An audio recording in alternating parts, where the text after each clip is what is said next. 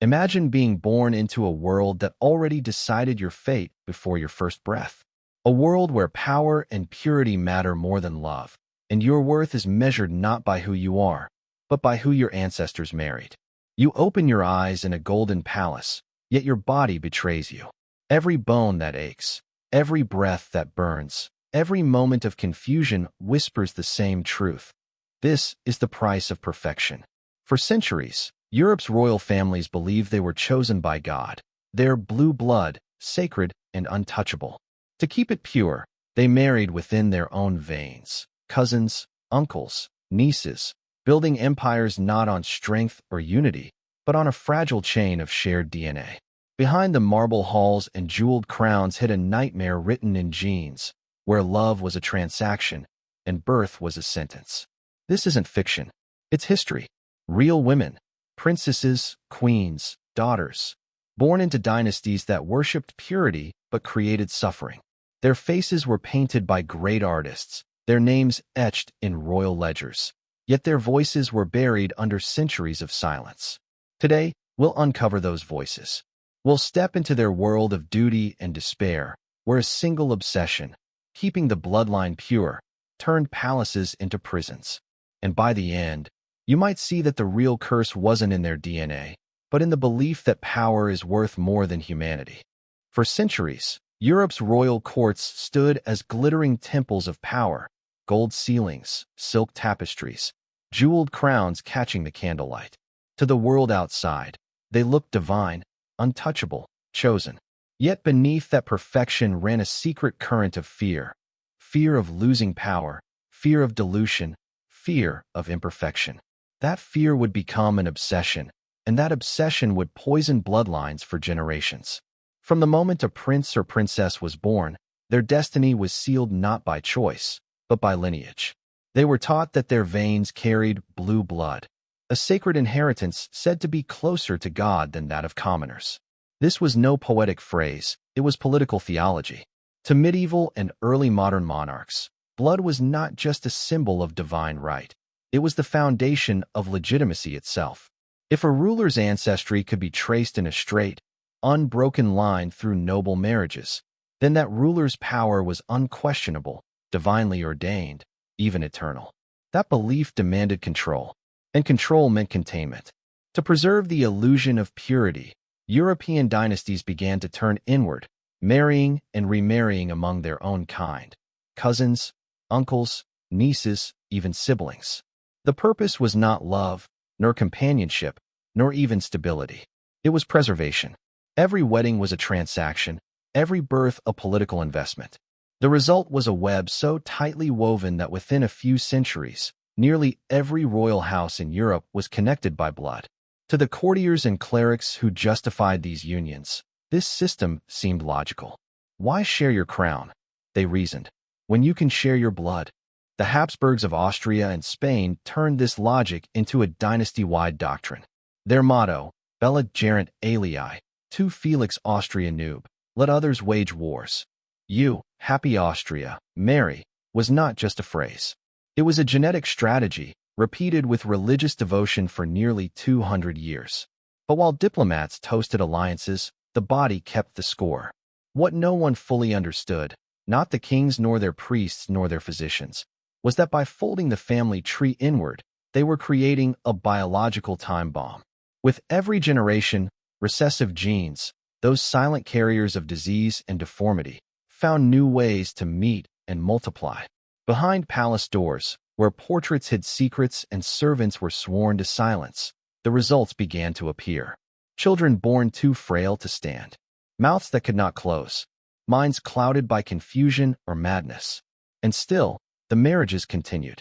This was a civilization that saw difference as danger and diversity as decay. They called it purity. Today, we might call it what it truly was: slow, deliberate self-destruction. It's easy to condemn with the clarity of hindsight. But to understand how this cycle endured, we must look at the forces that shaped it. Power in medieval Europe was a fragile illusion, balanced between faith and fear. A monarch's rule depended not just on armies or gold, but on legitimacy, the belief that their authority came directly from God. That belief had to be visible, provable, embodied in every marriage, every baptism, every bloodline. The Church, far from opposing these unions, often sanctified them. Papal dispensations allowed even the closest of relatives to wed, so long as the marriage served the greater glory of God. In practice, it served the greater glory of dynasties. Marriage became diplomacy written in blood. A single union could unite empires, secure borders, or end wars. But every time a cousin took another cousin's hand, the invisible damage grew. Physicians, bound by superstition and religion, offered explanations rooted in sin or fate, never in biology. They drained blood to balance the humors, prayed for divine mercy, and whispered about curses when royal heirs were born broken. None dared speak the truth. The curse was not divine. It was human.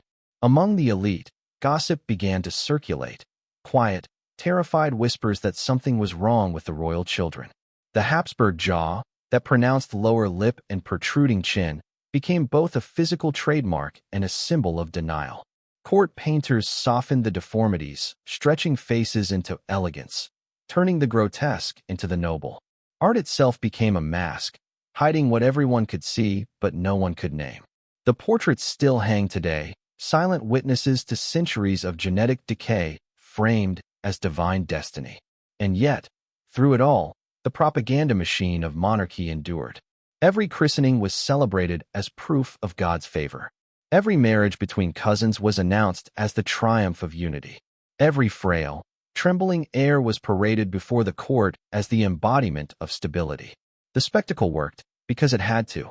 The people needed to believe their rulers were chosen. The rulers needed to believe it themselves. To question the bloodline was to question the entire system. The result was tragedy disguised as tradition. In the grand halls of Vienna, Madrid, and Versailles, entire generations of women were raised not to live, but to continue. Their worth was measured in heirs, their suffering dismissed as divine will. Many never knew love or even choice. Their bodies became vessels for political survival, their pain erased from the records they helped create. The irony is cruel. In trying to make their families eternal, these rulers made them fragile. In chasing divine perfection, they built dynasties destined to collapse under their own genetic weight. The so-called blue blood that was meant to keep them godlike became the very poison that brought them to their knees. But to the courtiers of the 16th century, none of this was visible. They saw marble palaces, not crumbling DNA. They saw thrones secured, not generations sacrificed. Only later, when the last heirs began to die without children, when royal coffins were carried to their crypts with no one left to replace them, did the scale of the catastrophe come into view. Still, the idea of pure blood refused to die. It lingered, reshaped, reworded, reborn in every era that mistook exclusivity for excellence. The Habsburgs were not the first to fall victim to their own myth, nor would they be the last. So before we judge them too harshly, we might pause to ask a harder question. What myths do we still preserve today, in the name of tradition, pride, or control? What systems still teach us that worth can be inherited, that power is proof of purity? Because history's cruelest lesson is also its most consistent one. Every empire built on the illusion of perfection eventually devours itself. And for the women born into that illusion, the story was only beginning. In the next part of our journey, we meet the first of them, Maria Anna of Austria, a woman whose entire life was lived under the weight of her ancestors' mistakes, and whose body became the canvas on which the Habsburg curse was written for all to see. Vienna, 1634. The city smells of winter smoke and melting wax. The Hofburg Palace gleams with the weight of history. And somewhere behind those thick walls, a child is born into silence. A silence so absolute it feels sacred, yet suffocating. Her name is Maria Anna of Austria, daughter of Emperor Ferdinand II, descendant of generations of cousins who married cousins, a perfect emblem of divine blood and human fragility. From the moment she takes her first breath, the weight of centuries presses down on her tiny chest. The palace physicians write her birth as a blessing from God. In truth, it is the latest act in a long experiment in inbreeding. Her parents, like their parents before them, share more DNA than most siblings. Their marriage was not about affection or choice, but the unbroken continuation of the Habsburg myth. the belief that royal blood must remain pure to remain powerful. The result is a child born with the empire's secrets etched into her bones. From her earliest years, Maria Anna is different. She struggles to walk when other children run. Her spine bends into an unnatural curve that strains her lungs and twists her posture. The physicians call it a divine trial. Her mother calls it fragility. But the servants whisper another name, the curse. Meals are rituals of humiliation. Servants must cut her food into tiny pieces because she cannot close her jaw properly. The Habsburg protruding chin, once a symbol of majesty in family portraits, has become an affliction. When she tries to chew, pain shoots through her temples. She swallows slowly, mechanically, aware that every movement is being watched and recorded. The court doctors take notes as if she were an experiment, not a child. Her measurements are catalogued: the angle of her spine, the overbite, the stiffness in her knees. Every new symptom becomes data in the unspoken ledger of royal decline. But the cruelest pain isn't in her body, it's in her mind. As she grows, Maria Anna begins to notice something that adults pretend not to see. The portraits lining the halls of Habsburg all carry pieces of her. A great-grandfather with the same jutting jaw. A grandmother with the same tilted posture. An uncle whose mouth never fully closes. She studies their faces the way others study holy icons, and slowly realizes the terrible truth: she is not unique. She is the latest repetition of a genetic echo, a living reminder that purity and decay can coexist in the same blood. The priests tell her that her suffering is divine punishment for the sins of mankind. The doctors insist it's a mystery of nature. No one dares admit the truth, that it is the system itself that made her suffer. Within those gilded walls, every whispered diagnosis avoids the word inbreeding. Instead, they speak of God's will, family blessing, or mysterious weakness. To name the cause would be to question the empire's foundation, to challenge the belief that royal blood is sacred. Maria Anna's world is small and dark. The heavy curtains stay drawn most of the time, shielding her from the gaze of the court and the court from the sight of her body. Visitors are rare, and when they come, they leave quickly. Her loneliness grows into a silent companion. She spends her days reading, the only realm where she can move freely. Through books, she discovers worlds where marriages are made for love, not strategy, where blood is not destiny, where beauty and kindness matter more than ancestry. But the illusion never lasts. Each night, when she returns to her mirror, reality stares back. The pale skin, the twisted frame, the legacy of centuries staring through her eyes. As she reaches adulthood, marriage negotiations begin. Every suitor, every alliance proposal, carries a familiar last name. Each conversation about her future feels like the tightening of a noose woven from genealogy. When potential grooms finally meet her, the engagements dissolve in polite haste. In a dynasty where cousin marriage is normal, even her condition is too visible, too extreme. The palace adjusts its expectations. She will never be queen or mother. Her role will be quieter, ceremonial, devotional, unseen.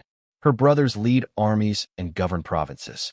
Maria Anna is led to prayer chambers and libraries, the hidden corners of a world that has no use for broken daughters. Yet within that silence, she develops something extraordinary, a sharp, analytical mind untouched by vanity or flattery. She studies history, philosophy, medicine, subjects forbidden to most women of her rank. Ironically, her confinement grants her freedom of thought. She begins to understand, in a way no one around her dares to, that her body is not cursed by God but by power.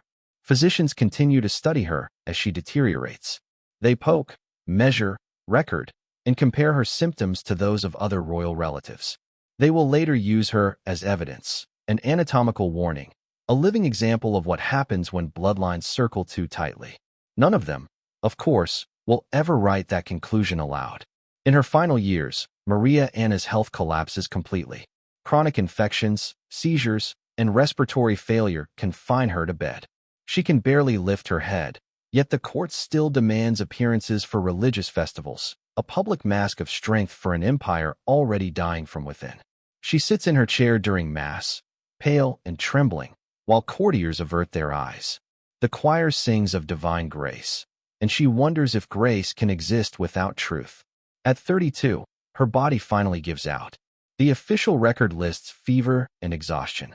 No one mentions the real cause. Centuries of marriages too close, too many, too proud.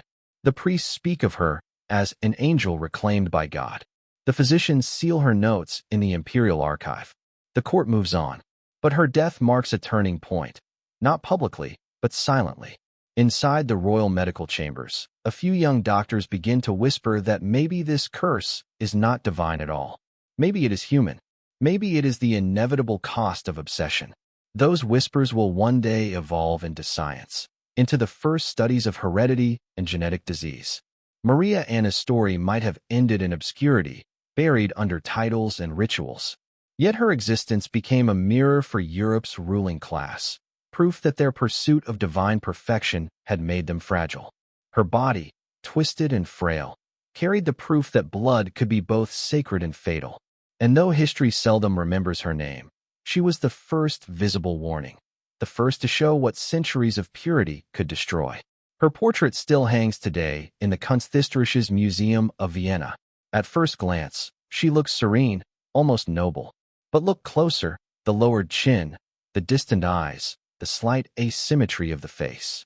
It is not a portrait of beauty, it is a portrait of endurance. The quiet resilience of a woman born into a system that demanded perfection and punished humanity. She never spoke publicly, never rebelled, never broke the rules. Yet her existence alone was rebellion enough. Because every breath she took in that failing body told the truth her dynasty refused to hear. That the price of purity is suffering, and that the empire of blood was already collapsing from the inside. Spain, 1479. The bells of Toledo ring in celebration. A princess is born to the most powerful monarchs of Christendom, Isabella and Ferdinand, the Catholic sovereigns who would one day unite Spain and reshape the world. The infant's name is Joanna, and her destiny seems divine from the start. Born into triumph, baptized in glory, raised under the shadow of conquest and faith. No one could have imagined that the girl swaddled in silk would become known to history not as Joanna the Blessed, nor Joanna the Just, but Joanna the Mad. Yet her story, like so many of the women in her bloodline, was not one of madness at all. It was one of isolation, betrayal, and genetic inheritance twisted into myth. From childhood, Joanna stands apart from her siblings. She is intelligent, inquisitive, sharper than the tutors who try to mold her into obedience. Her mind is quick, but her world is rigid. She grows up surrounded by piety and politics, a child of empire, taught that marriage is not about love but about duty. In the glittering halls of the Alhambra and later the austere palaces of Castile, Joanna learns that a princess's heart is not her own. When she turns 16, a letter arrives from Flanders. A marriage has been arranged. Her parents, the same monarchs who expelled the Moors and Jews in the name of purity, now export their own daughter to foreign soil to strengthen an alliance with the Habsburgs. Her groom, Philip the Handsome, Duke of Burgundy, a man famed for his beauty, charm, and ambition. To Isabella and Ferdinand, this is divine strategy, a union to bind Spain to the Holy Roman Empire. To Joanna, it is exile disguised as destiny. She sails north through storm-tossed seas, leaving behind the sun of Castile for the cold, gray skies of Flanders. The journey marks her transformation, from princess to political pawn. When she first meets Philip, she is overwhelmed. He is magnetic, confident, intoxicatingly different from the solemn courtiers of Spain. For a brief moment, there is passion. But passion, in the Habsburg world, was never love, it was power dressed as desire. Philip's affection fades as quickly as it flared. He is unfaithful, his court full of flatterers and mistresses. Joanna, raised on discipline and devotion, cannot understand this kind of betrayal. Her jealousy becomes desperate, her grief uncontrollable. Court gossip begins to whisper that the Spanish princess is unhinged, that her eyes burn too bright, that her emotions defy reason. But how much of that is madness? And how much is heartbreak amplified by isolation? The truth is crueler and simpler. Joanna is alone in a foreign land, surrounded by enemies, her husband's affections used as a tool of humiliation. Every outburst, every tear, becomes a weapon against her. The courtiers record her pain like evidence. Her own husband calls her unstable. In time, those accusations will become the foundation for her imprisonment. Then, tragedy strikes. In 1506, Philip falls ill and dies suddenly, possibly poisoned, possibly from fever. Joanna's grief shatters her completely. She refuses to allow his body to be buried. In a haunting act of devotion, she travels across Spain with his coffin, opening it each night to touch his face, to convince herself that the man she loved, or needed to love, is still real. History remembers this as madness. But what if it was the last act of a woman who had lost everything that tethered her to the world? Her parents see opportunity in her breakdown.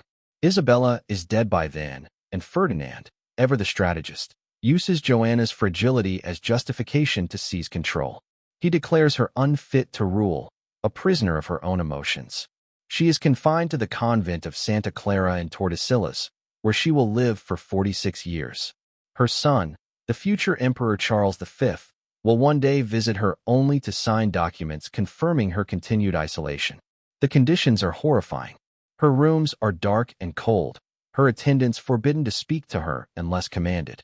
Food is rationed, prayer is demanded. Sometimes she screams for hours, sometimes she is silent for weeks.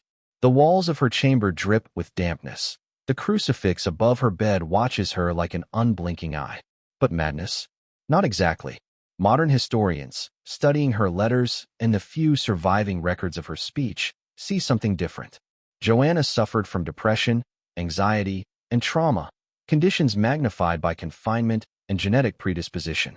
Her ancestors, too, showed signs of mental instability. Her descendants would inherit the same. She was not insane. She was the result of generations of inbreeding, repression, and political manipulation.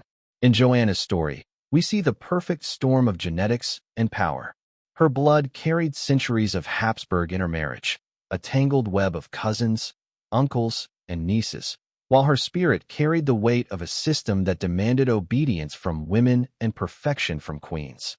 When she broke under that weight, they called her mad. When she refused to play the role of silent widow or obedient mother, they locked her away. Madness, in her world, was simply what happened when a woman stopped pretending. Inside her prison, the seasons blurred together. The convent bell was her only measure of time. Some days she prayed, some days she cursed God, and some days she stared at the walls, tracing cracks that reminded her of maps, the only journeys left to her. Her attendants recorded her fits as proof of her instability, never realizing they were the only language of resistance she had left. Joanna outlived her father. She outlived her husband. She even outlived her son's love. When she died in 1555, the official record called her Juana la Loca, Joanna the Mad. But there was no madness in the way her hands folded in death, calm and deliberate. There was only the peace of someone who had finally been released from a lifetime of confinement. Her story did not end with her. The same blood that condemned her would flow through generations, into the veins of Charles V, Philip II, and eventually the entire Spanish line of the Habsburg dynasty. Each of them carried a fragment of her suffering, whether in the jawline, the temperament, or the unspoken melancholy that seemed to haunt the family for centuries. Joanna's tragedy was never personal. It was systemic. She was a mirror reflecting the dangers of power without empathy, of purity without humanity. And in that mirror, Europe could have seen its future, but chose not to. The myth of divine blood endured, and so did the pain it caused.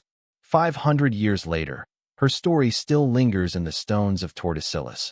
Visitors say they can feel the weight of her presence in the convent's corridors, hear the echo of her footsteps pacing through the night. Perhaps it's imagination, or perhaps some echoes never die. Because Joanna of Castile, the woman they called mad, was never truly mad at all. She was simply the first to realize the terrible truth her world refused to see, that a bloodline preserved at all costs will eventually consume itself. Madrid, 1651. In the great halls of the Alcazar Palace, the air smells of incense and polished wood. Musicians rehearse a royal march, courtiers whisper about alliances, and painters prepare their brushes for another commission. In the center of this gilded world, a little girl plays quietly with her silk ribbons. She is only 5 years old, yet already surrounded by the gravity of power. Her name is Margaret Teresa of Spain, daughter of King Philip IV and his niece, Mariana of Austria. The dynasty calls her a blessing. History will call her a tragedy. Margaret's childhood is captured forever in paint.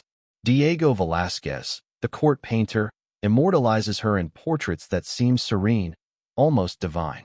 In the famous Las Meninas, she stands in a dress of shimmering silver and gold, her fair hair crowned with ribbons, her gaze fixed on the viewer. She looks like a child born to rule, poised, innocent, perfect. But the perfection is an illusion.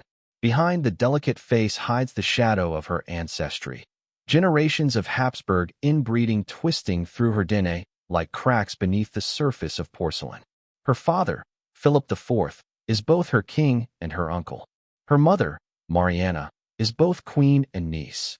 Within this maze of kinship, marriage has become a ritual of repetition. Every union is designed to preserve the family's claim to divine right. Every birth a political calculation.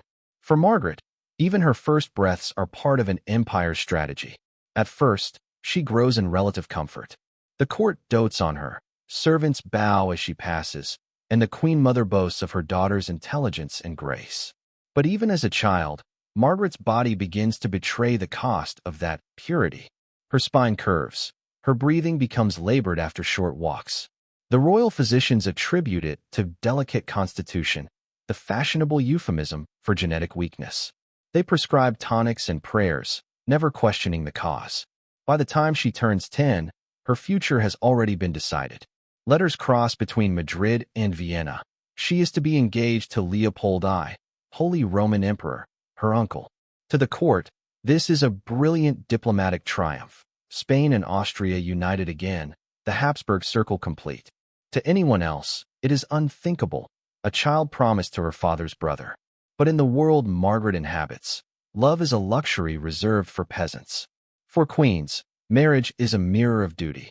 Velázquez paints her once more before she leaves Spain. This time her gown is heavier, her eyes more distant.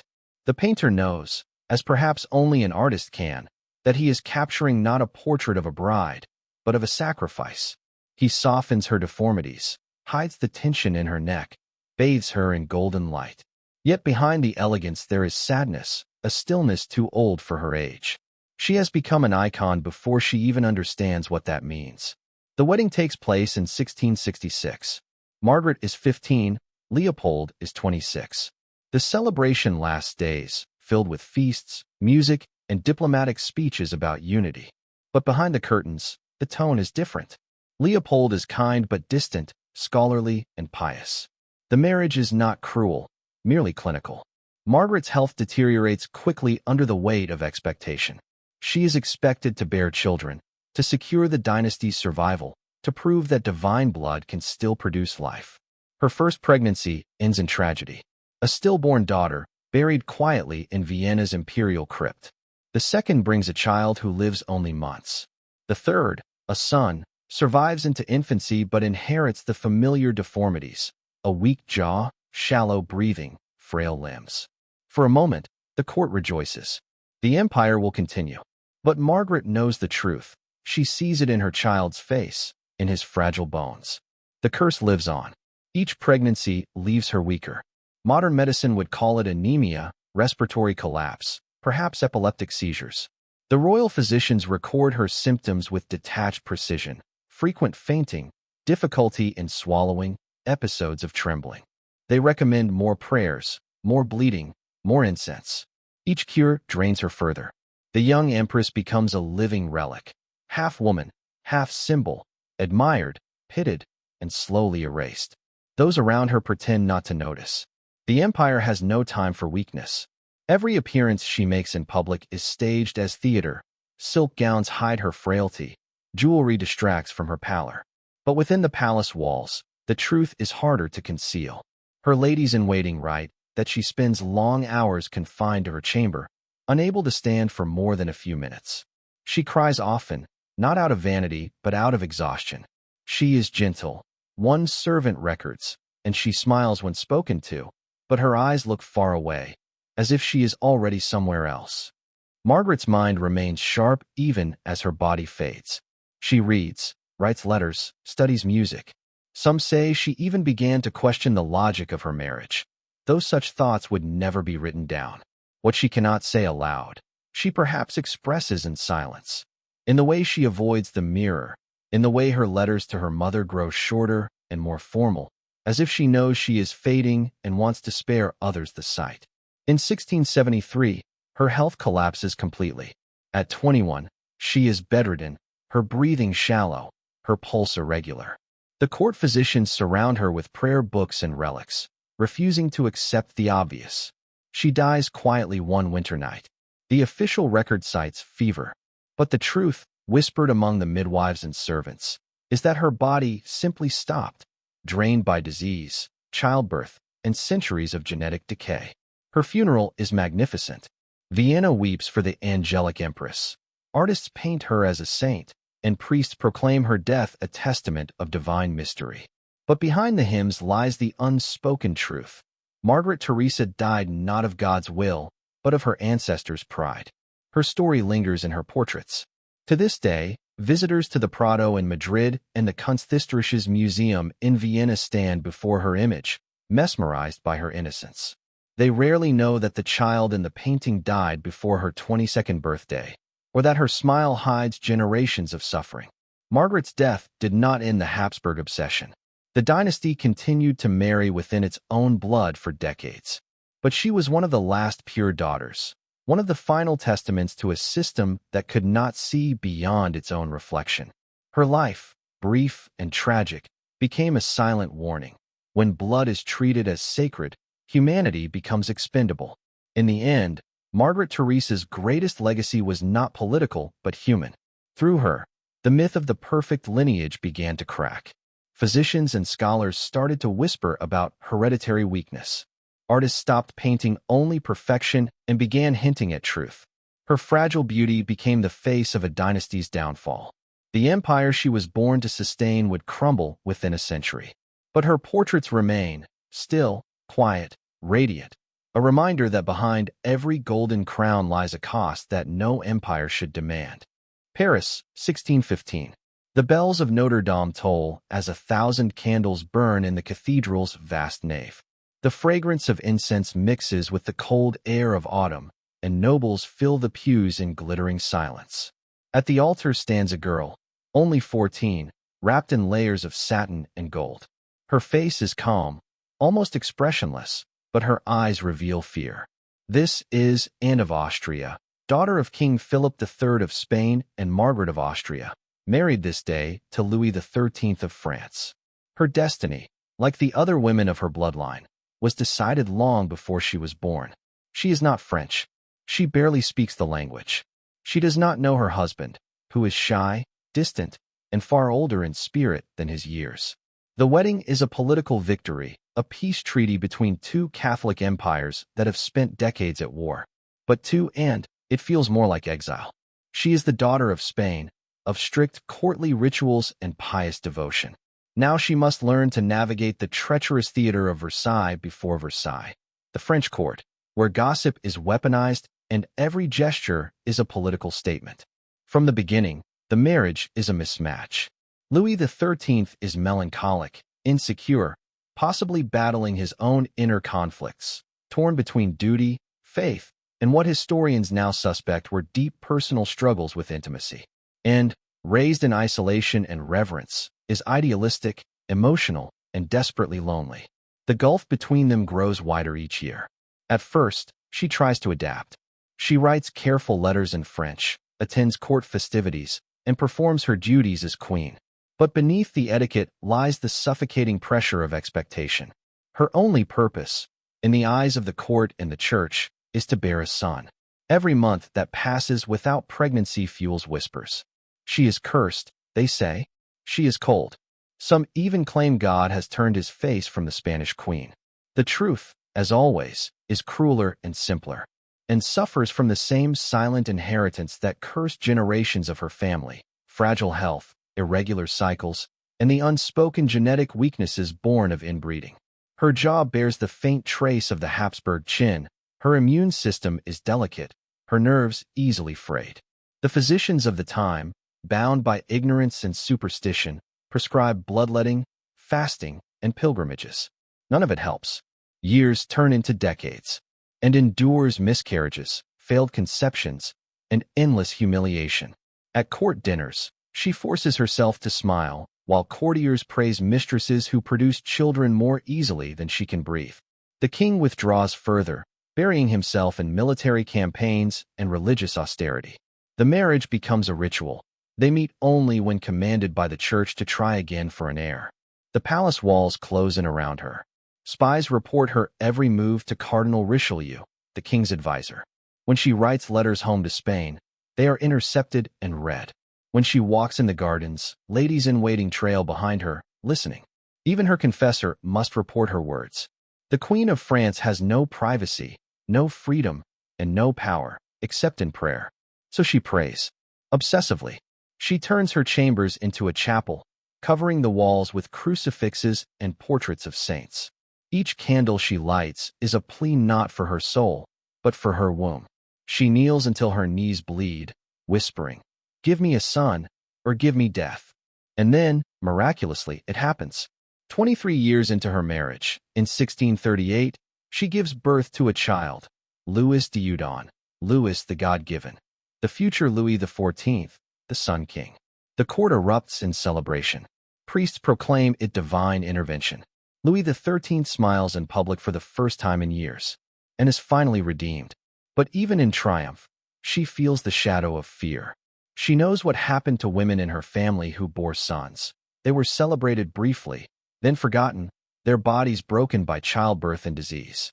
Still, for a moment, she feels joy. For once, she has fulfilled her purpose. She is no longer the foreign queen. She is the mother of France. Her son becomes the center of her universe, and she protects him with the ferocity of a lioness.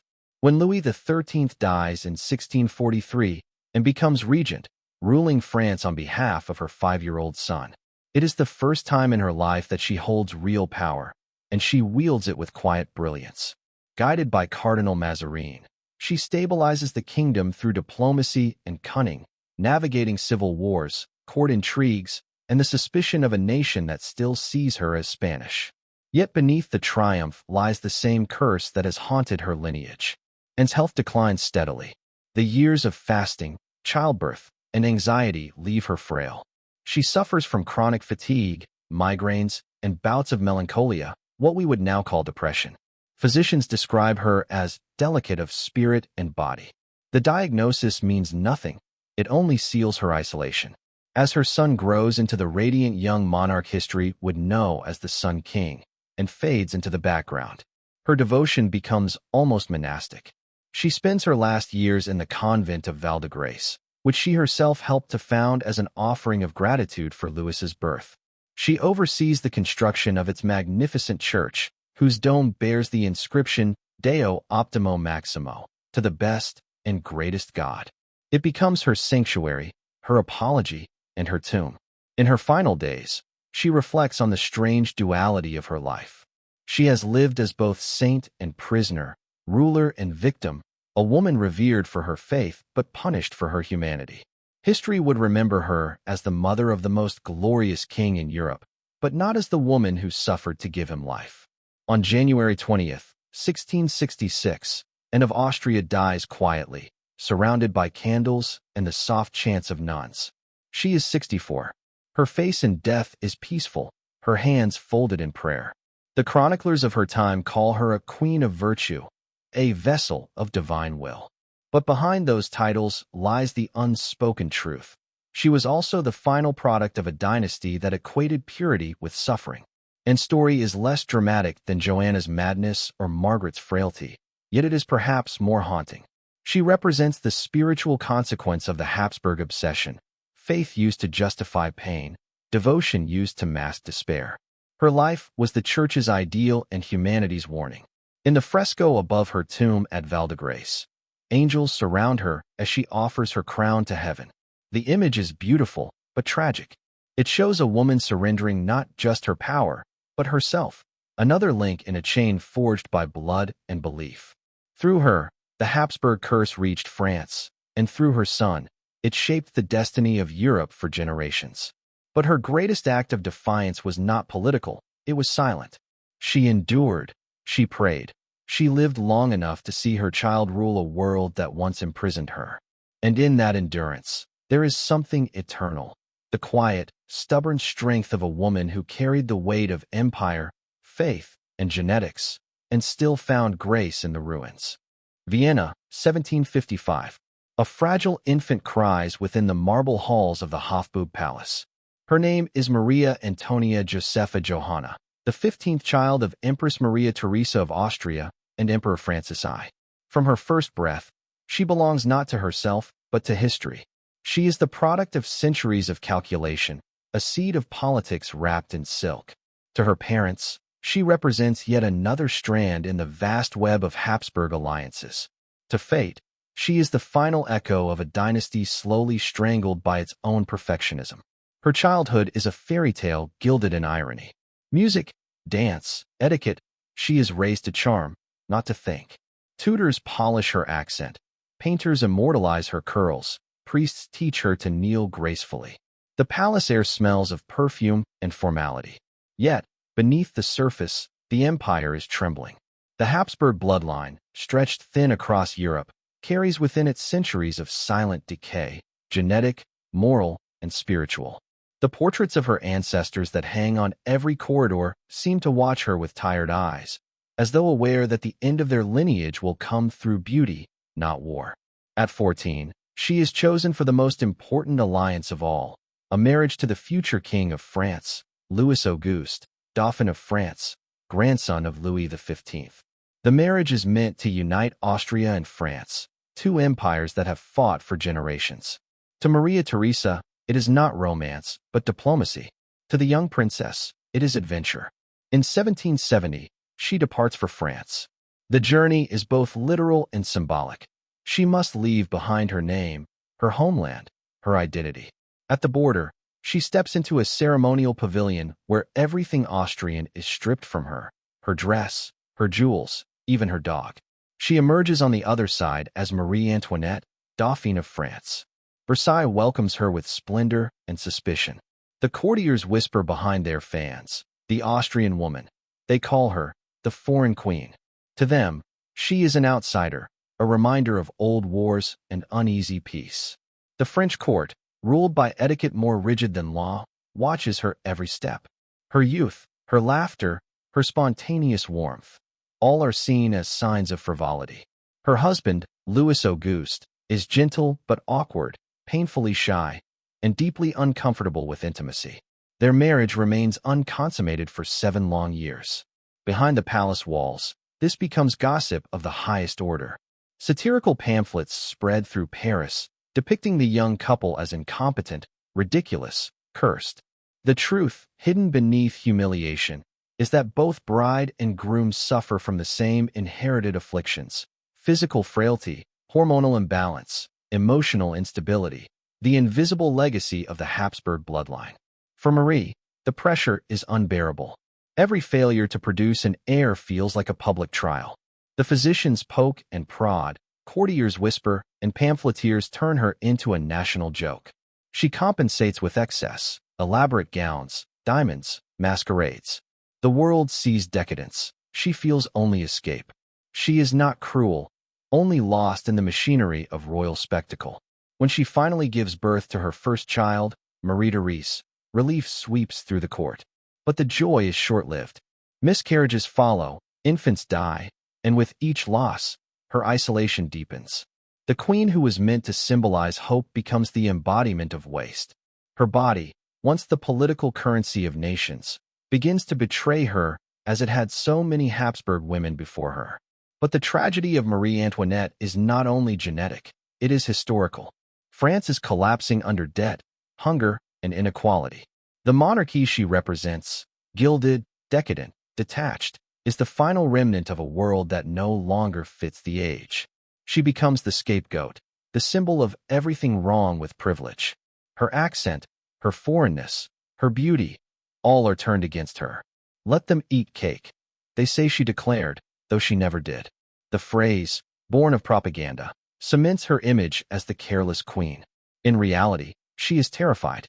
Letters to her family reveal a woman desperate to protect her children, bewildered by the hatred rising beyond the palace gates. "My heart is torn," she writes. "I have done nothing wrong, yet I am condemned by all." When the revolution comes in 1789, it sweeps through Versailles like a storm.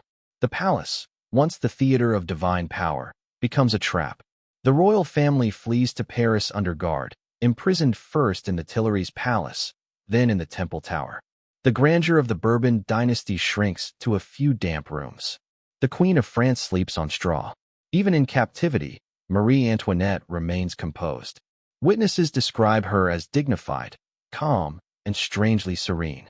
She teaches her children, prays daily, and writes letters that read like farewells. Her husband is executed in January 1793, his last words a plea for forgiveness. She knows what awaits her.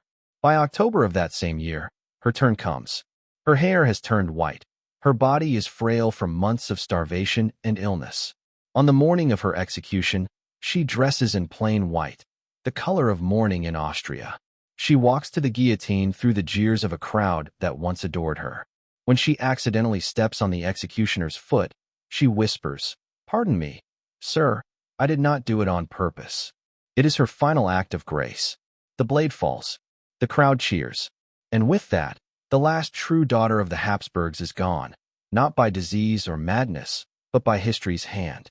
The purity that her family worshipped for generations ends in a public square under gray Parisian skies. In death, she becomes myth. Artists paint her as a martyr, writers as a villain, revolutionaries as a lesson. But the truth lies somewhere in between. Marie Antoinette was neither saint nor monster. She was human, born into a system that had already destroyed countless women before her. Like Maria Anna, she suffered quietly. Like Joanna, she was accused of madness. Like Margaret Teresa, she was trapped by duty. Like Anne of Austria, she prayed for grace in a world that offered none. Her death closed a chapter that began centuries earlier in the castles of Vienna and Madrid. The story of a dynasty that sought to perfect itself through blood, only to be undone by the weight of its own ideals. Today, her name evokes extravagance, but her legacy is deeper. She represents the final moment when monarchy and myth collided with modernity. Her fall was not just the end of a queen, it was the end of an age. In the quiet after her execution, the crowd dispersed, leaving behind the echo of something older than revolution. The collapse of a belief that power could be inherited, that blood could make one divine. And as the guillotine stood silent under the Paris rain, it was not just a monarch who had died, but the last illusion of royal purity itself. Madrid, late 17th century. The Alcazar Palace stands like a marble tomb overlooking a city of dust and devotion.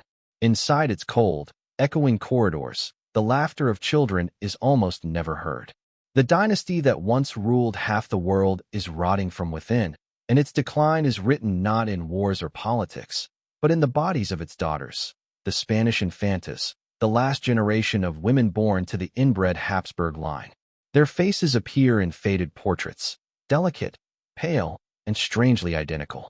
Each one painted in the same pose, dressed in brocade, hands folded, gazes distant. To the casual eye, they are symbols of royal grace. But to anyone who looks closer, they are warnings. Their mouths too small, their chins too long, their eyes vacant and unfocused. Beauty twisted into deformity by generations of marriages between cousins, uncles, and nieces. These are not the daughters of empire. They are its victims. By the time King Charles II is born in 1661, the Habsburgs have already spent 2 centuries folding their bloodline inward. Charles is the end point of that experiment, so inbred that his parents share more than half their genes. He is sickly, epileptic, sterile, and barely able to speak. The Spanish court calls him El Hechizado, the bewitched one. Yet the true curse isn't supernatural, it's genetic. Charles's sisters and cousins, the infantas, suffer in quieter but no less tragic ways. They are raised like fragile dolls, their lives reduced to one purpose, to continue the bloodline. Yet every birth, every betrothal, every alliance is another step toward extinction. Take Infanta Margarita Teresa, whose story we have already glimpsed. She died at 21, her body collapsing under the weight of inbreeding and childbirth. Her younger cousins, the next generation of infantas, inherit her fate. Maria Antonia, Maria Margarita, and Maria Teresa, names that sound like prayers but read like a medical ledger. Each one born with her own variation of the same inherited afflictions: curved spines, malformed jaws, trembling hands, and weak hearts. Court records describe their struggles with chilling detachment. One child cannot walk until the age of 8. Another cannot speak clearly. One suffers from seizures, another from constant lung infections. The physicians of Madrid document these conditions obsessively, not out of compassion, but curiosity. They write about the delicate constitutions of royal children, as though observing rare specimens.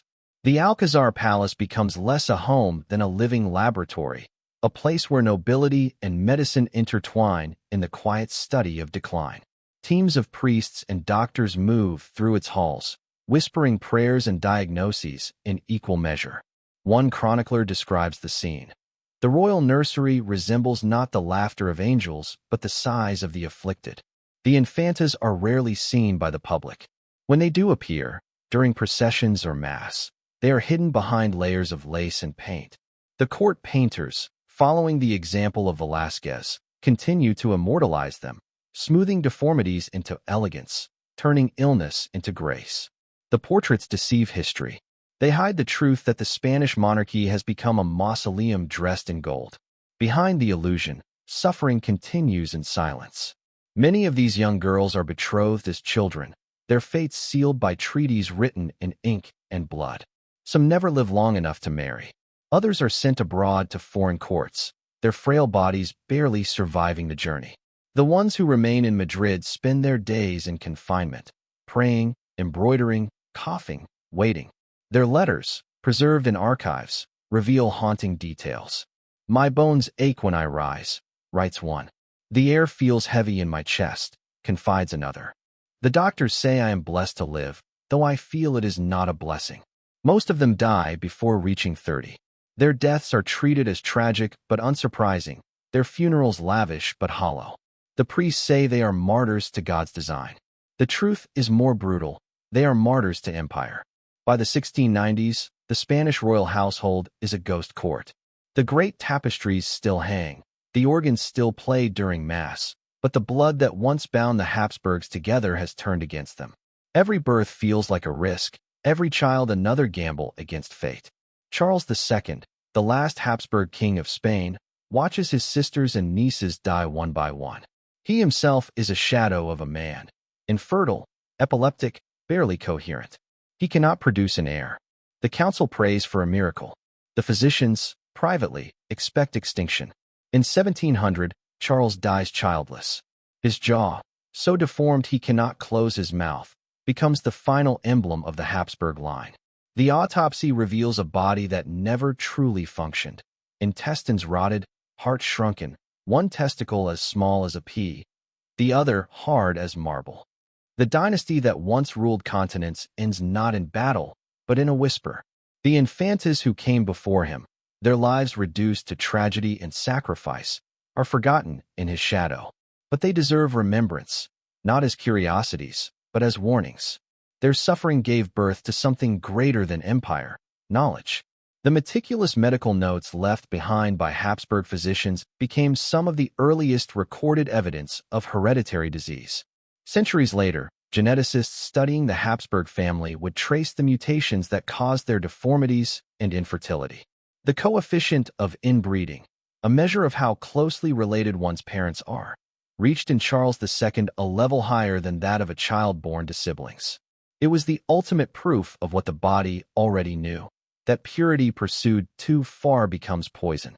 Yet the tragedy of the infantas goes beyond biology. They represent the human cost of power unrestrained by compassion, of religion weaponized to justify control. Their lives remind us that suffering can exist behind beauty, that silence can hide centuries of pain. In their portraits, painted faces stare out with lifeless serenity, but behind those painted eyes once lived children who wanted to run, laugh, and breathe freely. Instead, they inherited a legacy of duty and decay. The Spanish infantas did not build empires or command armies. They simply endured. And in doing so, they exposed the darkest truth of all, that in the pursuit of divine power, humanity itself can disappear. The Habsburgs believed they were chosen by God. The infantas proved they were only human. Their story is the final autopsy of a dynasty that mistook sanctity for science and purity for immortality. And as the marble halls of the Alcazar crumbled in fire a century later, so too did the last traces of their world, a world that tried to preserve itself by denying the very diversity that gives life its strength. In the end, the infantas of Spain were not just daughters of kings. They were living testaments to a lesson the world would take centuries to learn, that no blood, however royal, is immune to the laws of nature, and that the price of perfection is extinction. The story of the Habsburg women is often told as a sequence of tragedies: queens confined, princesses dying young, empresses crushed by duty. But behind the sorrow lies something even larger, a revelation. Their pain became the evidence of a truth that Europe refused to see for centuries: that divine bloodlines were never divine at all, and that biology, not God, decides the limits of power. When Charles II of Spain died in 1700 without an heir, the world called it an act of fate. Yet in reality, his body was the final autopsy of an empire's ideology. His ancestors had tried to seal their power in their veins. Instead, they sealed their extinction. The royal archives of Spain and Austria, filled with medical notes, autopsy reports, and genealogical charts, became an unintentional textbook of hereditary disease. Historians centuries later would call this the Habsburg experiment. But for the women who lived through it, it was no experiment. It was torture disguised as destiny. The roots of the curse. To understand the magnitude of this collapse, we have to look at what inbreeding really is. When two closely related people have children, the genetic variations that normally protect us from disease begin to disappear. Each person carries recessive genes, silent instructions for potential illness. In a healthy population, those genes are diluted through genetic diversity. But when cousins, uncles, and nieces marry for generations, those harmful instructions begin to double. In the Habsburg family, the results were catastrophic.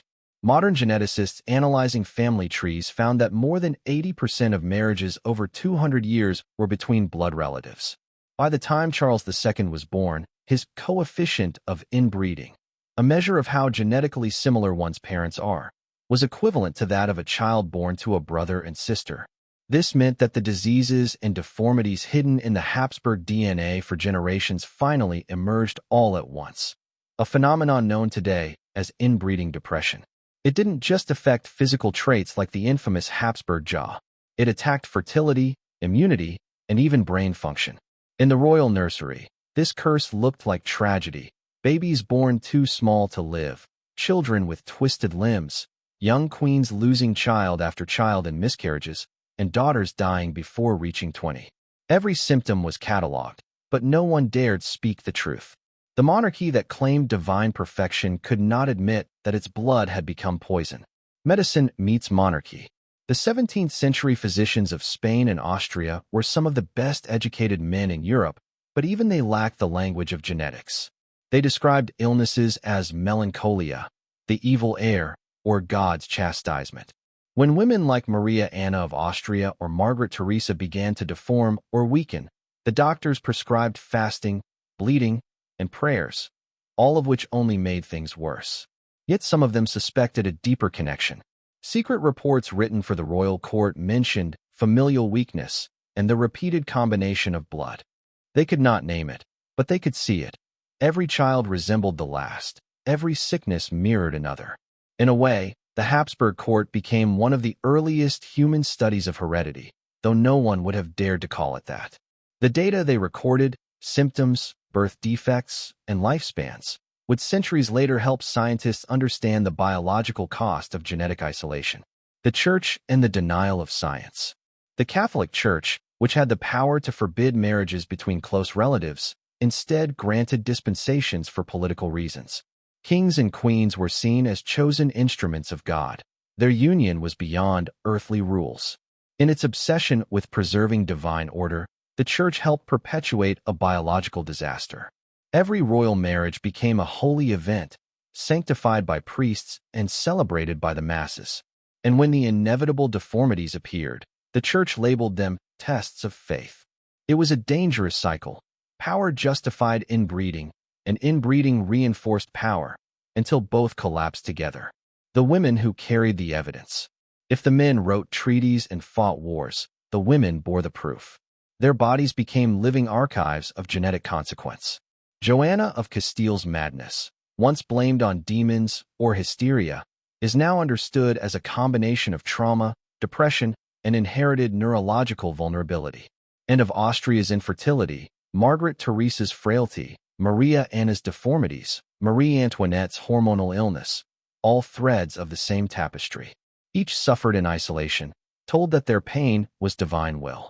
In truth, it was the result of decisions made by men generations before them, men who traded their daughters for borders and thrones. And yet, these women endured with remarkable strength. Their lives, though tragic, carried within them the earliest awareness that something was wrong. Through their sickness, Europe began to see that lineage could no longer protect against mortality. Science awakens. By the 18th and 19th centuries, the Enlightenment began to erode the superstition that had blinded the courts.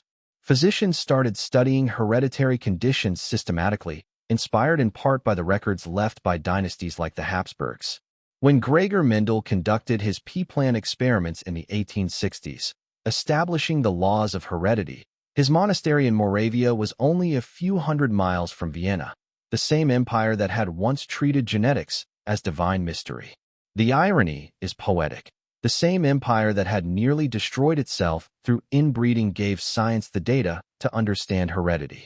Modern research into the Habsburg jaw found that its severity correlated perfectly with the degree of inbreeding over centuries, a literal, measurable curve of decline. The Habsburg family thus became both warning and teacher. Their downfall offered humanity the knowledge that diversity is survival and purity is extinction. The legacy of a lesson. Today, the remains of the Habsburgs lie in the imperial crypt in Vienna, hundreds of bronze coffins arranged in cold perfection.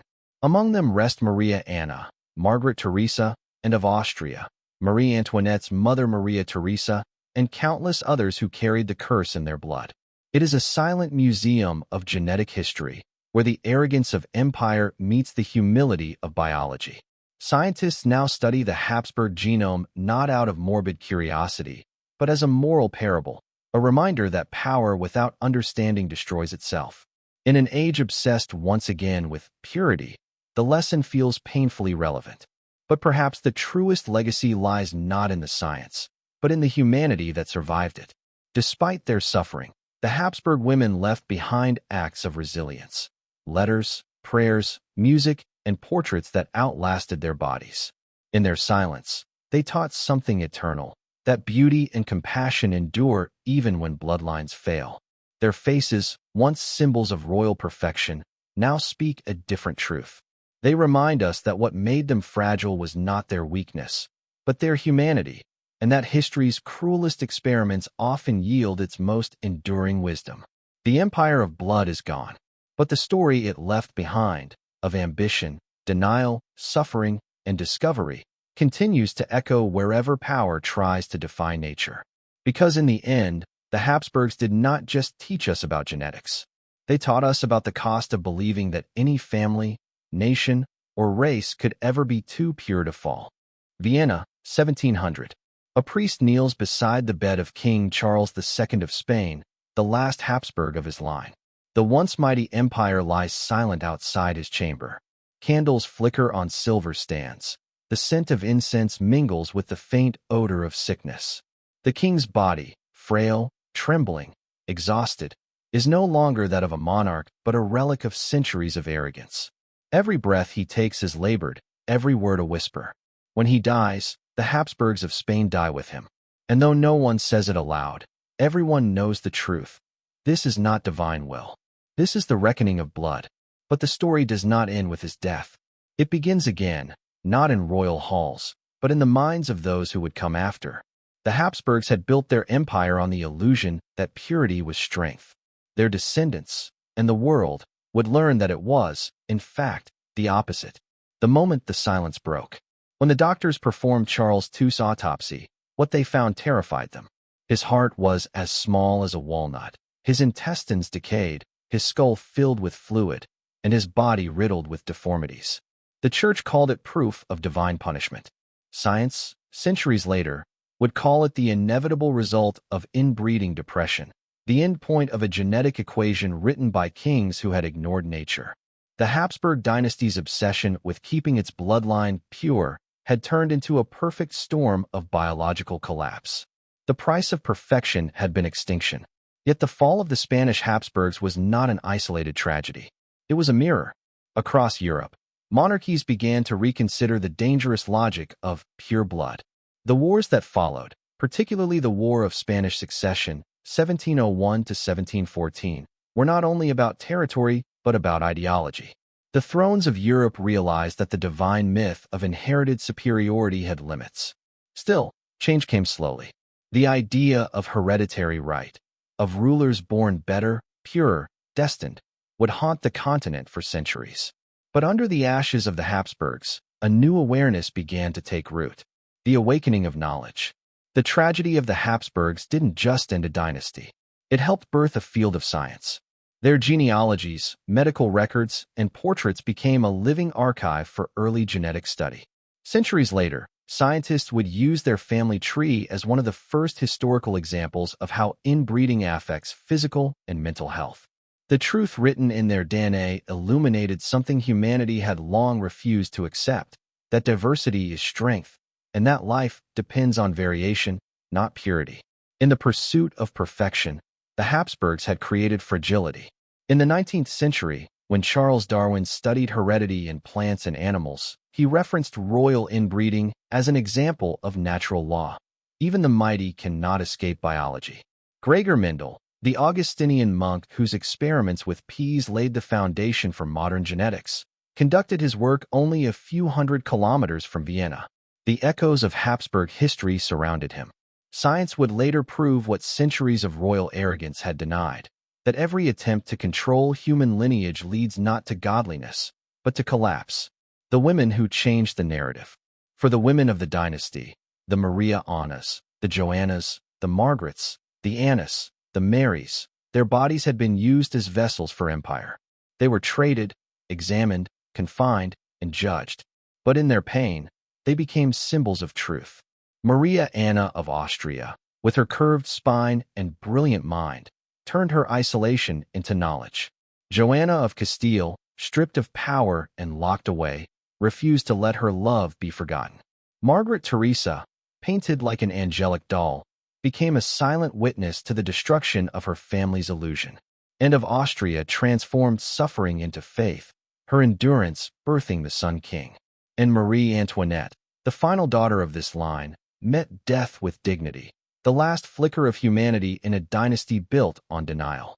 Each of them, in her own way, exposed the cost of political ambition that placed legacy above life.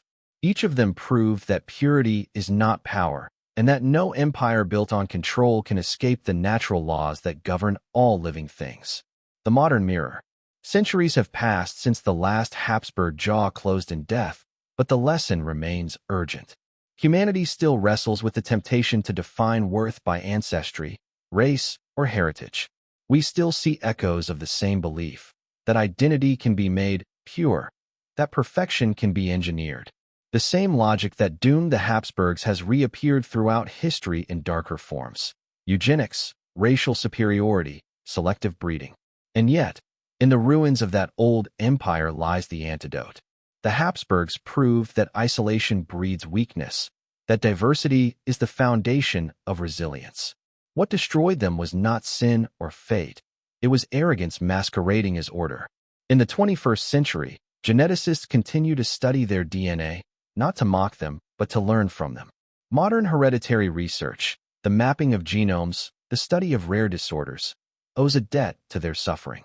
Their downfall helped unlock the understanding that all human life is interconnected, that no one stands above nature's law. The collapse of divine illusion. When we look at their portraits today, what we see is not power, but fragility. The once sacred Habsburg jaw is now a symbol of how belief can become pathology. Those portraits, the proud kings, the serene queens, the perfect children, are masks. Behind every gilded frame lies the quiet truth that bloodlines are stories we invent to hide our fear of mortality. The Habsburgs wanted to conquer death by perfecting blood. They failed, and in failing, they revealed the truth that power, when cut off from compassion, consumes itself.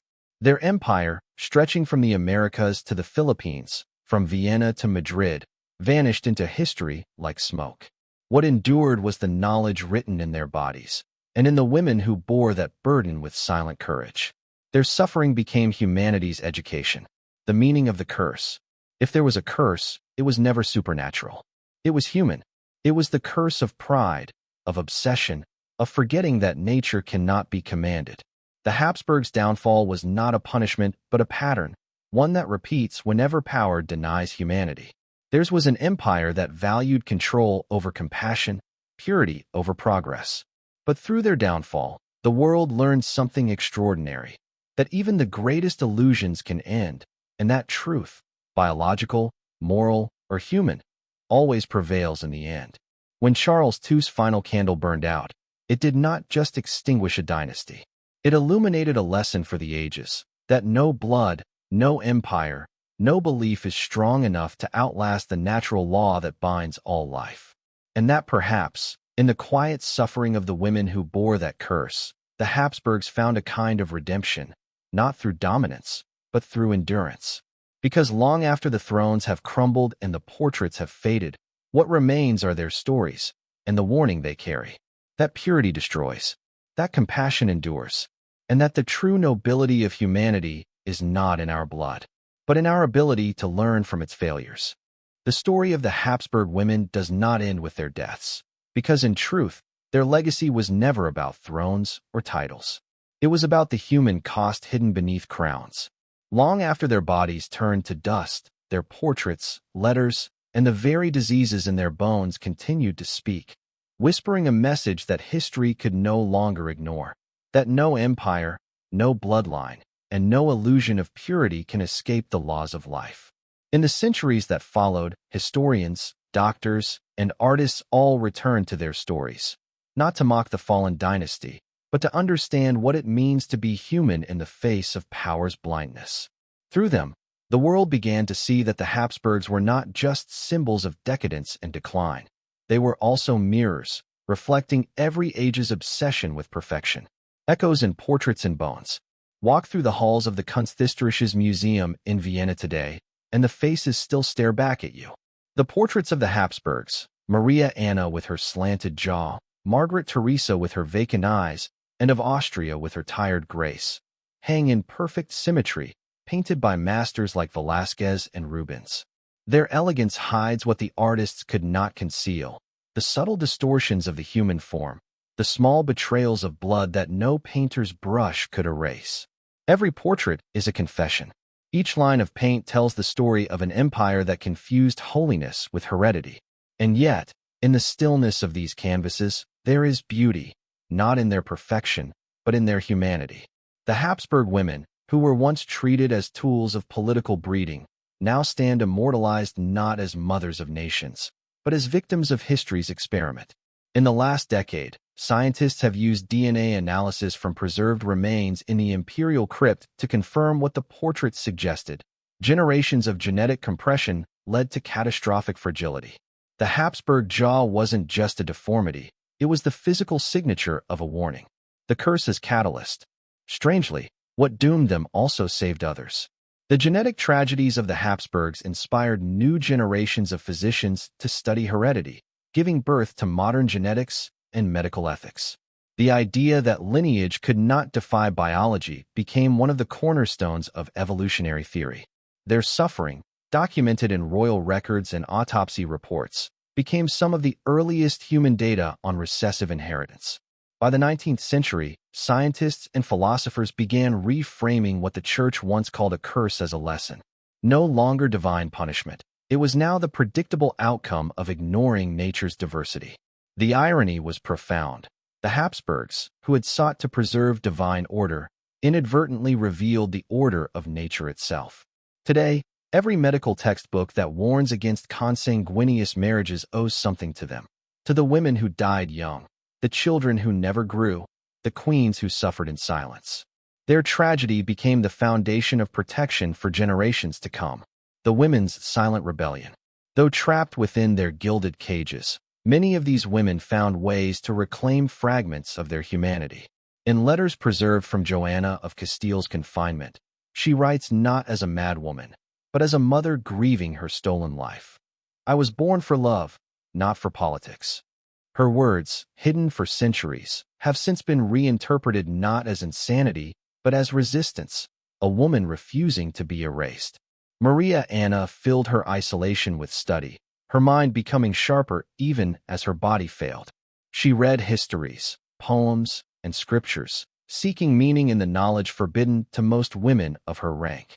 Margaret Teresa, painted into eternal childhood by Velázquez, expressed her own quiet defiance in her tenderness. Her gentleness was her protest against the brutality of her fate. And of Austria, humiliated for her failures to conceive, turned her suffering into faith and founded charities that would outlast her name. And Marie Antoinette, the final heir to this genetic burden, transformed her execution into an act of grace. The woman who had been born into illusion died with clarity, asking forgiveness from the executioner for stepping on his foot, a final gesture of humanity amid the machinery of death. They could not change their fates, but they reclaimed their voices through the centuries that followed. History, once written by kings, now began to listen to the queens. What remains in the crypt? Beneath Vienna lies the Kaisergruft, the imperial crypt, a cathedral of bronze and marble where more than 140 members of the Habsburg family rest. It is cold and silent, but not empty. Visitors today walk among the ornate sarcophagi, reading the names of rulers and saints, conquerors and children who never saw adulthood. The atmosphere is neither reverent nor morbid. It feels like the end of a long confession. Standing before the tomb of Maria Theresa, the empress who tried to reform her empire while still trapped by its bloodline, one feels the paradox of human ambition. The coffins are grand, but the air is heavy, as if the walls themselves know that this splendor was paid for in suffering. Here, the myth of divine blood meets its own reflection, mortality. And in that moment, the story becomes universal. Because the lesson of the Habsburgs is not just for monarchs. It is for anyone who believes that control can replace compassion or that purity is power, beyond bloodlines. Today, their descendants walk among ordinary people. The Habsburg name still exists, but without a throne, without illusions of divinity. They live as citizens, historians, and human beings who understand that their ancestors' tragedy must never repeat. Across the world, the concept of pure blood has taken new forms: racial purity, national superiority, cultural isolation. And yet, the truth remains the same. Isolation breeds weakness. Diversity sustains life. The genetic curse of the Habsburgs was not unique to them. It is a warning to all humanity. Their story reminds us that strength is not inherited. It is earned through empathy, openness, and change. And that the only true nobility left in this world is moral, not genetic. Redemption through memory. If the Habsburgs left behind a legacy of pain, they also left behind a gift, the chance to learn. Their suffering became the seed of understanding that life cannot be purified, only shared. It is poetic, then, that what began as an attempt to preserve power ended by empowering science, compassion, and truth. In the final balance of history, their empire of blood gave way to an empire of knowledge. And for the women who endured it all, their redemption lies not in marble or gold, but in remembrance. As long as their names are spoken, Maria Anna, Joanna, Margaret Teresa, and Marie, their lives are no longer silent tragedies, but voices echoing through time. They remind us that even the most broken lineage can give birth to wisdom, that even the darkest experiment can illuminate the path forward. Because in the end, the Habsburg story is not about deformity or madness or royal decay. It is about what humanity learned when it finally stopped worshiping perfection and began to honor its own imperfection. Their blood may have failed them, but their memory saves us. The end of the Habsburg story is not truly an ending. It is a reflection. Centuries after their empire fell, their shadows still linger over Europe's marble palaces and museum corridors, whispering truths that history keeps relearning. Their portraits hang in gilded frames. Their bones rest beneath polished tombs. But their greatest legacy is invisible, a lesson written not in stone or scripture, but in the double helix of human understanding. Because the story of the Habsburg women, Maria Anna, Joanna, Margaret Theresa, and Marie Antoinette, was never only about royalty. It was about the consequences of power without humility and the price of believing that perfection can be engineered. The Empire of Blood. At its height, the Habsburg Empire stretched across continents. They ruled not through innovation or democracy, but through marriage contracts, alliances sealed with blood. Their power was genetic, inherited, guarded. To them, purity was not just a symbol of divine right. It was a political strategy. Every wedding was a treaty. Every child was an investment in eternity. But eternity does not belong to human flesh. Each generation, the same names repeated like a litany. Charles, Philip, Ferdinand, Maria, Anne. The same faces reappeared, distorted just slightly more. A jaw a little longer, eyes a little duller, a mind a little slower. Beneath the illusion of divine order, biology was eroding the empire from within. By the late 17th century, the very body of the monarchy had become its own battlefield. The Habsburgs were trapped in a paradox. Their blood was both their claim to power and the instrument of their destruction. And the women, bound to bear that legacy, paid the heaviest price. The hidden cost of greatness. Royal women were the lifeblood of empire, yet they were treated as expendable vessels, their worth measured in heirs and alliances. For them, pain was not an accident, but a profession. Miscarriages, deformities, stillbirths, all endured behind silk curtains, spoken of only in whispers. Margaret Theresa's frail body collapsing under the strain of childbirth. Maria Anna hunched over her books, too sick to stand. Joanna of Castile pacing her prison cell, torn between reason and grief. And of Austria trembling through another failed pregnancy. Marie Antoinette smiling through despair, her every gesture dissected by a nation that never saw her as human. Their suffering was the human face of an empire that refused to see itself. What makes their story unforgettable is not the horror of their illnesses, but the quiet courage with which they endured them. In a world that saw them as instruments, they became mirrors, reflecting the empire's hypocrisy, its contradictions, its cruelty disguised as order. From curse to knowledge. When Charles II of Spain died childless in 1700, the Habsburg bloodline in Spain ended. But in a strange, poetic way, his death marked the birth of modern understanding. The medical and genealogical records kept by royal doctors became invaluable for scientists centuries later. What was once superstition became data. What was once divine mystery became biological truth. The Habsburg tragedy taught humanity that purity is not strength, and that every attempt to isolate greatness destroys it. It is humbling to realize that the same empire that nearly collapsed under genetic ignorance would one day help inspire the science of genetics itself. The ghosts of the Habsburgs became teachers, silent witnesses guiding the birth of modern biology. Their pain became progress. Their curse became understanding. The last queen, Marie Antoinette's death in 1793, marked more than the fall of a monarchy. It was the symbolic execution of an idea, the death of divine entitlement. As the guillotine fell, it severed not just a head, but a belief that had ruled Europe for centuries. That power could be inherited without consequence. That bloodline equaled destiny. Her final words, "Pardon me, sir, I did not mean to," captured the tragedy of all Habsburg women. Even in her last breath, she sought dignity in a world that had denied her humanity. In that moment, the empire of blood finally surrendered to the truth of flesh. And from that truth, the modern world was born, messy, imperfect, but alive. The echo in modern times. The story of the Habsburgs is not a relic of the past. It is a reflection of patterns that still persist. In every ideology that glorifies purity, racial, cultural, genetic, we hear the same echo, the same arrogance that once filled the halls of Vienna and Madrid. Science may have advanced, but human pride has not vanished.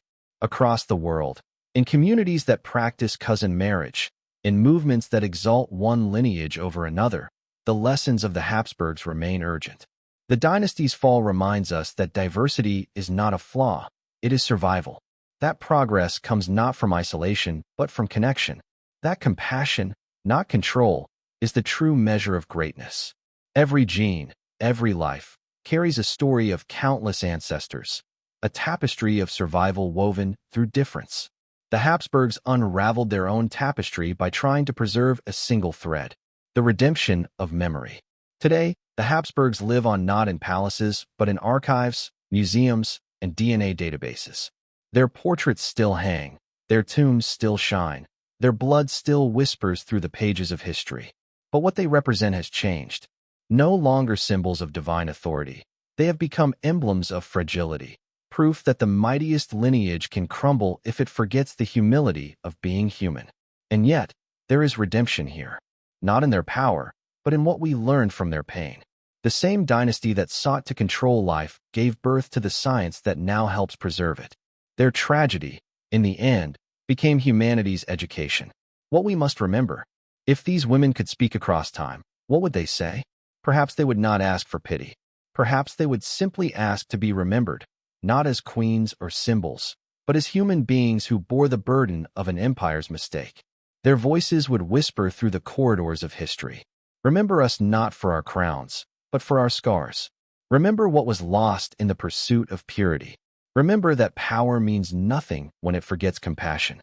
Their message transcends bloodlines and centuries. It belongs to every person who has ever been crushed beneath the weight of perfection, every society that has confused order with control, every leader who has mistaken power for purpose. Because the story of the Habsburgs, and especially their women, is not just a historical tragedy. It is a universal warning, written in blood but redeemed in understanding. The final reflection. In the end, the empire of the Habsburgs did not die in battle or revolution. It died in silence, in the quiet rooms where women suffered, in the echo of prayers unanswered, in the collapse of bodies that carried too much history. But their silence became a voice, and that voice still speaks. It tells us that humanity's greatness lies not in purity, but in compassion, that we are strongest not when we isolate, but when we connect. The Habsburgs built their world upon the illusion of divine blood, and it fell. From its ruins, we built something greater, the understanding that all blood is equal, and that life thrives only in diversity. Their pain is over, but their warning remains. And in remembering them, truly remembering them, we ensure that no empire, no ideology, no generation ever again mistakes power for purity or lineage for worth. History is full of echoes, stories that refuse to die because they were never truly understood. The tale of the Habsburg women is one of those echoes. It lingers not because of crowns or castles, but because it forces us to look inward, to question the price of pride and the fragility of power.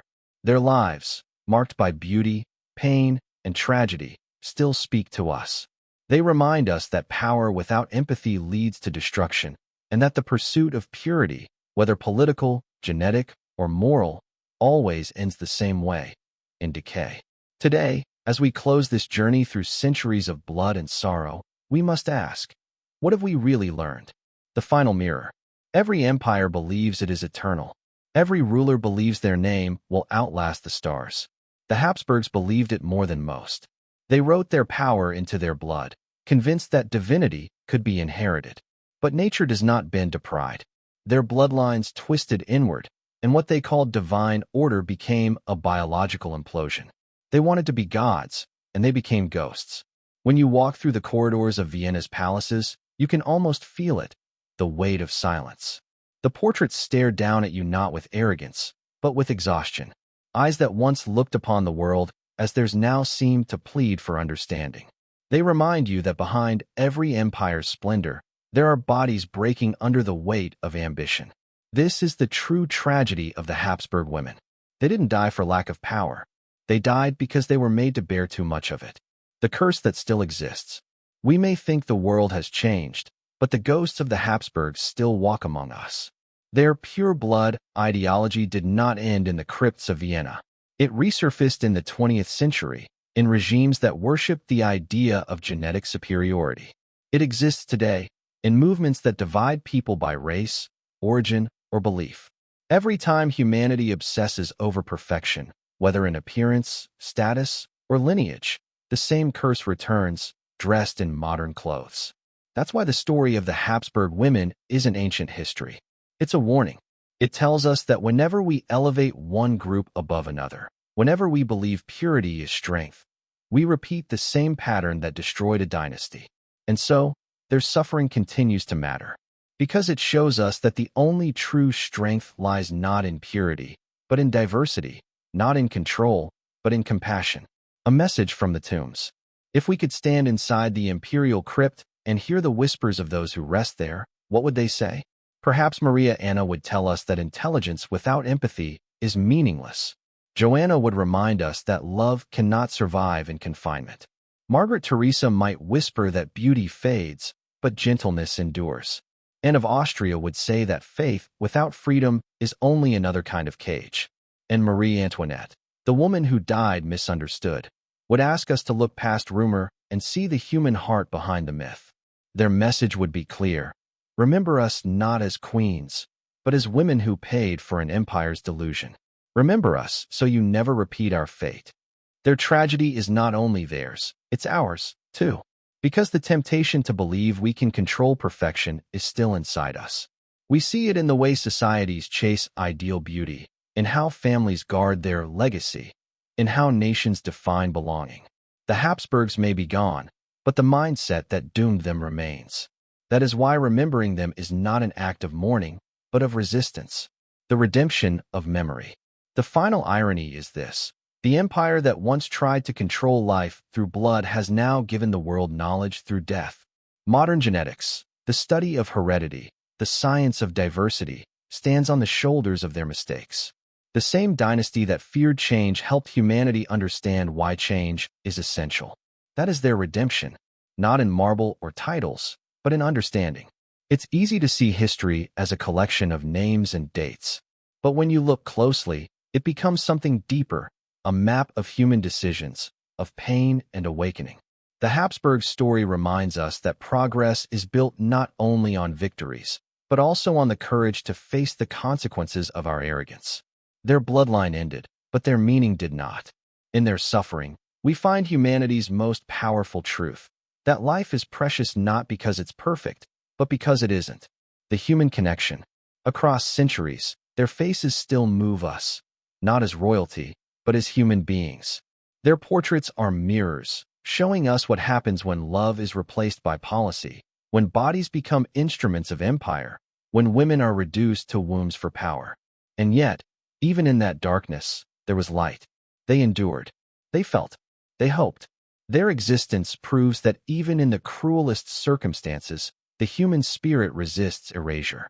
So when we speak their names, Maria Anna, Joanna, Margaret Teresa, and Marie Antoinette, we are not reciting history. We are keeping their defiance alive. Imagine standing at the gates of Schönbrunn Palace at sunset.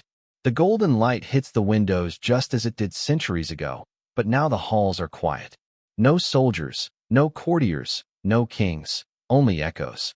You walk past the portraits, and for a moment, you realize something profound. The Habsburgs never truly vanished. They transformed. Their empire became a lesson. Their curse became a warning. Their pain became the seed of progress. That is how history redeems itself, not by erasing its mistakes, but by ensuring they are never repeated. So, as we close this chapter, I ask you, what will you do with this story? Will it remain just another historical curiosity, or will you let it change the way you see the world? Because the lesson of the Habsburgs is not trapped in time.